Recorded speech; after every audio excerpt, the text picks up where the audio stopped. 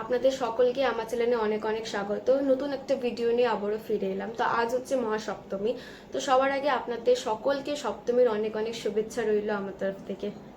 তো সকালবেলা ঘুম থেকে ওঠার পরে সবার আগে কাল রাতে যে একটু বাসনগুলো পড়েছিল সেগুলোকে আগে সবার আগে মেজে রান্নাঘরটা একটু পরিষ্কার করে নিয়ে মা আর আমি ব্রেকফাস্টটা করলাম। ব্রেকফাস্টটা সেরে নেবার পরে এখন আমি ঘরে যে টুকটাক যে কাজগুলো থাকে আর কি রোজগার, ওই ঝাঁট নেতা এগুলো আর কি আমি সেরে ফেলছিলাম, কারণ আজকে একটু তাড়াহুড়োই আছে, তাড়াতাড়ি আজকে সব কাজ একটু সেরে ফেলতে হবে।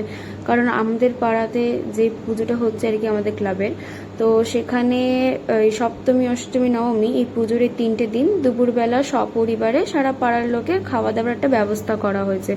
তো সেখানেই মা আর আমি আজকে যাব, ওর জন্য তাড়াতাড়ি সব কাজগুলো আমি সেরে ফেলছি।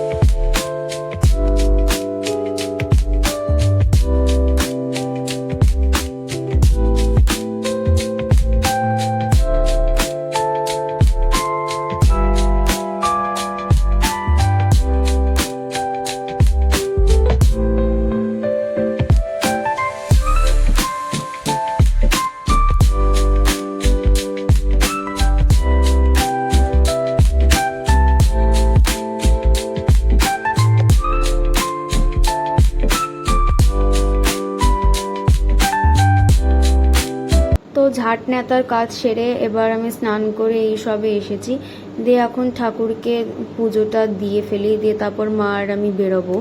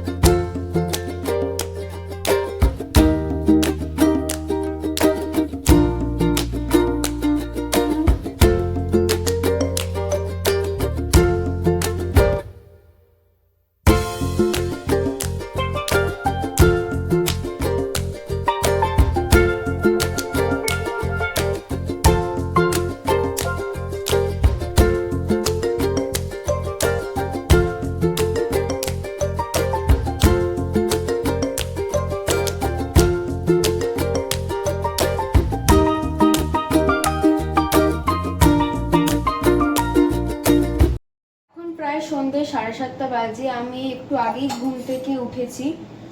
সকালবেলা সমস্ত কাজবাজ সেরে দুপুরবেলা মা আর আমি একটুখানি বাইরে গেছিলাম। আমাদের এখানে ক্লাবে যে পুজোটা হচ্ছে, তো পুজো উদ্যোক্তারা আর কি এই পুজোর কটা দিন মানে সপ্তমী অষ্টমী নবমী পাড়ার সবাইকে সপরিবারে এখানে মানে একটা খাওয়া দাওয়ার একটা আয়োজন হয়। তো পাপা যেহেতু নেই, কাজে গেছে, তো মা আর আমি খালি গেছিলাম আজকে। কিন্তু যাওয়ার পর আমি যে কটা ভিডিওগুলো শ্যুট করেছিলাম ব্লগেতে দেবো বলে, তার মধ্যে থেকে একটা ভিডিও আমার কাছে নেই। তার কারণ হচ্ছে আমি যখন শ্যুট করছিলাম খেতে বসার আগে, সেই সময় তো আমার ফোনটা হঠাৎ করে না সুইচ অফ হয়ে গেছিলো। তো তারপরে বাড়ি আসার পর যখন চার্জে বসে সুইচ অন করি, দেখছি যে তার মধ্যে একটাও ক্লিপ মানে নেই। হয়তো কোনো কারণে যেহেতু সাডেনলি সুইচ অফ হয়ে গেছিলো, হয়তো ভিডিওটা শ্যুট হয়নি বা কোনোভাবে ডিলিট হয়ে গেছে, তো তার জন্য আমার কাছে ওই ক্লিপগুলো নেই। তো আমি এসে অনেক চেষ্টা করেছিলাম যে কোনোভাবে যদি রিকভারি করা যায় বা পেয়ে যাই, কিন্তু দেখলাম যে না, পাওয়া যাচ্ছে না। তো কি আর করা যাবে, ওটা ভেবে মনটা খুব খারাপ লাগছিল। তারপর আমার ভালো লাগছিল না বলে আমি দুপুরবেলা একটু ঘুমিয়ে পড়েছিলাম। এই একটু আগেই ঘুম থেকে উঠেছি, মা সন্ধে দিল। আর এত গরম পড়েছে এখন, এত গরম লাগছে মানে থাকা যাচ্ছে না। তাই ভাবলাম যে একটুখানি বিকালবেলা তো মা চা খাই, তাই ভাবলাম যে একটুখানি লেবু চিনির জল করি মা আর আমার জন্য। এত গরমের মধ্যে পেট ঠান্ডা রাখার জন্য লেবু চিনির জল কিন্তু খুবই উপকারী।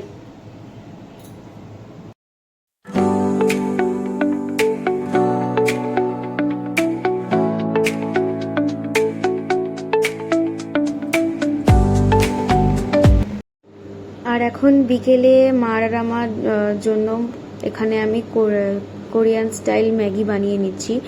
এই কোরিয়ান স্টাইল ম্যাগি বানানোর জন্য প্রথমে আগে ম্যাগিটাকে বয়েল করে নিতে হবে একটু নুন আর সাদা তেল দিয়ে। ম্যাগিটা আবার ফুল বয়েল করলে হবে না, একদম মানে হালকা যেন একটু কাঁচা যেন থাকে, 80% মতন কুক হতে হবে। দেন আমরা একটু গার্লিককে ভালো করে ফাইনলি চপ করে নেব, আর গ্রিন চিলিসকেও একটু ভালো করে চপ করে নেবার পরে তার মধ্যে ম্যাগির মশলা, তারপর অল্প সামান্য একটু গ্রিন চিলি সস আর সয়া সস অ্যাড করব, আর স্বাদ অনুসারে নুন দেব, দিয়ে তার মধ্যে সাদা তেল গরম করে দিয়ে দিতে হবে। দেন ওই মশলাটাকে ভালো করে মিক্স করে সেদ্ধ করে রাখা ম্যাগিটাকে আমরা ওর মধ্যে দিয়ে ভালো করে স্টার করে নিলেই আমাদের কোরিয়ান স্টাইল ম্যাগি রেডি। এখানে আরেকটা কথা বলে রাখি, যে যেরকম স্পাইসি খেতে চান সেই হিসেবে এখানে লঙ্কাটা অ্যাড করতে পারেন। আমি যেরকম একটু বেশি স্পাইসি খাই ওর জন্য আমি কাঁচা লঙ্কাটাও দিয়েছি, আর তাছাড়া আমি তো একটু গুঁড়ো লঙ্কাও অ্যাড করেছি। আর আমার মা যেহেতু ঝাল খেতে পারে না, কম ঝাল খায়, ওর জন্য মায়েরটাতে খালি গ্রিন চিলি সস আর কুচনো কাঁচা লঙ্কা দিয়েছি। এবার আপনাদের ওপর ডিপেন্ড করছে যে যেরকম ঝাল খাবেন সেই হিসেবে ওতে স্পাইস অ্যাড করবেন।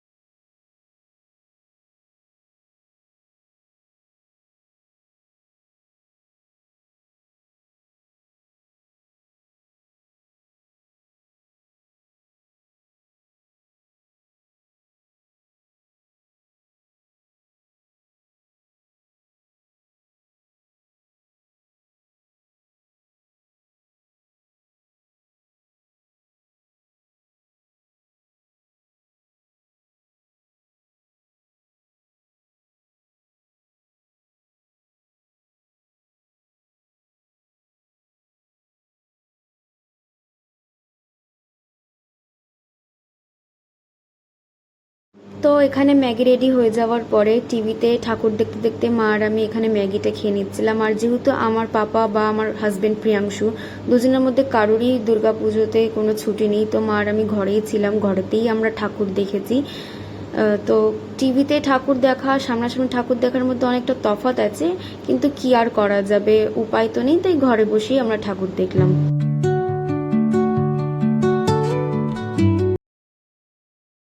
আর এখানে আমি ফ্রিজ থেকে সমস্ত সবজিগুলো বার করছিলাম রাতের রান্না করার জন্য। তো আজকে রাত্রিবেলা আমি বানাবো হচ্ছে কাতলা মাছের ঝোল ঝিঙে আলু দিয়ে, বেগুন ভাজা আর মাছ ভাজা। তো কালকে রাতে কিছুটা ডাল বেঁচে গেছে, তো সেটা দিয়ে অল্প অল্প করে হয়ে যাবে, আর সাথে বেগুন ভাজবো, মাছ ভাজবো, আর কাতলা মাছের ঝোল তো আছেই। তো আমি কাতলা মাছের এই ঝোলটা একটু অন্যরকম করে করি, আদা জিরে বাটা দিয়ে নয়, পেঁয়াজ টমেটো কাঁচা লঙ্কা বাটা দিয়ে, আর তার মধ্যে সামান্য একটু হলুদ লঙ্কার গুঁড়ো আর জিরের গুঁড়ো খালি অ্যাড করি, একদম সিম্পল হয়, আর কিন্তু খেতে খুবই সুন্দর হয় মাছের ঝোলটা। আপনারাও একবার ট্রাই করে দেখতে পারেন, খেতে খুবই ভালো লাগে। বাটা মাছ দিয়েও অনেক ভালো হয়, কাতলা মাছ রুই মাছ মানে জ্যান্ত চারাপোনা সব মাছ দিয়েই ভালো লাগে খেতে ঝোলটা।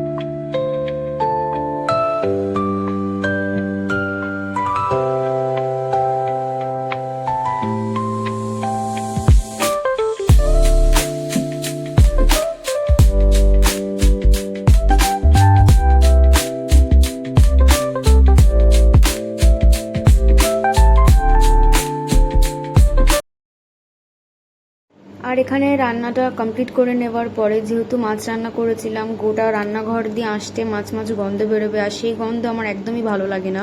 তো আমি এখানে পুরো রান্নাঘর, গ্যাস, শেলফ বাগেরা, সমস্ত টাইলস সব কিছুকে ভালো করে সাবান দিয়ে পরিষ্কার করে নিচ্ছি। আর রান্না করার সময় যে কটা বাসন বেরিয়েছিল আর কি, সে সব কটাকে মেজে নিচ্ছি। তা না হলে না রাত্রেবেলা অনেক বাসন একসাথে জমে গেলে তখন আর আমার মাজতে ইচ্ছা করে না। তো অল্প অল্প করে বাসন বেরালে সেটাকে আমি অল্প অল্প করেই প্রত্যেকবারই মেজে রাখি।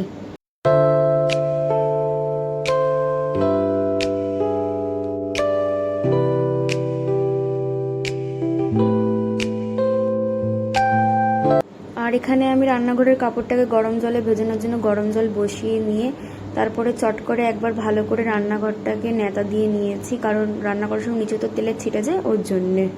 রান্না করে রান্নাঘর পরিষ্কার করে বাসন মাজে এই সমস্ত কাজ সেরে আমি এক্ষুনি জাস্ট ফ্রি হলাম। আপনাদেরকে দেখাই পুরো রান্নাঘরটা আমি সাবান দিয়ে খুব সুন্দর করে পরিষ্কার করে রেখেছি, কারণ মাছ রান্না করলে একটা আঁশটে গন্ধ বেরোয়, তো সেই গন্ধটা আমার ভালো লাগে না, ওর জন্য ভালো করে পরিষ্কার করে সমস্ত কাজ সেরে নিই। তো এখানে ডাল, ভাত, মাছ ভাজা, বেগুন ভাজা, মাছের তরকারি সবই আপনাদেরকে একবার দেখিয়ে দিলাম কি রান্না হয়েছে। আজকের ভিডিওটি আমি এখানে এন্ড করছি। আমার ভিডিওটি যদি আপনাদের ভালো লেগে থাকে তো অবশ্যই লাইক, কমেন্ট, শেয়ার করবেন এবং চ্যানেলটিকে অতি অবশ্যই সাবস্ক্রাইব করবেন। কালকে আবারও দেখা হবে নতুন একটা ব্লগ নিয়ে। ততক্ষণের জন্য সবাইকে শুভরাত্রি এবং টাটা।